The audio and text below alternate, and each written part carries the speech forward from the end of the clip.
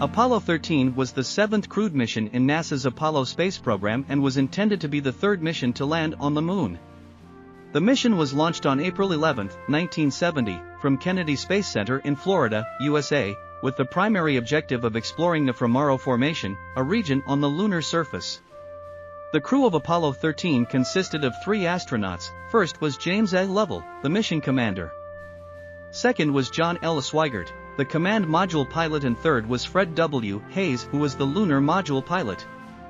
However, 2 days into the mission, on April 13, 1970, while the spacecraft was on its way to the Moon, an oxygen tank in the service module exploded.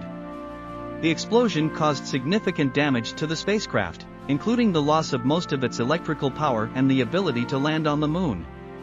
The famous phrase "Houston, we've had a problem" was spoken by astronaut Jack Swigert to Mission Control in Houston to report the incident. The mission was immediately aborted, and the focus shifted to bringing the astronauts safely back to Earth. The Apollo 13 mission became a dramatic and challenging rescue operation for both the astronauts in space and the mission control team on the ground. The crew had to improvise and work with limited resources to ensure their survival. The lunar module Aquarius was used as a lifeboat, providing life support systems for the astronauts during their return journey.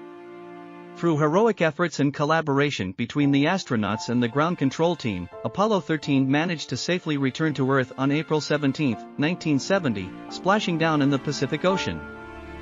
The incident of Apollo 13 highlighted the risks involved in space exploration and the importance of careful planning, preparation, and problem-solving skills.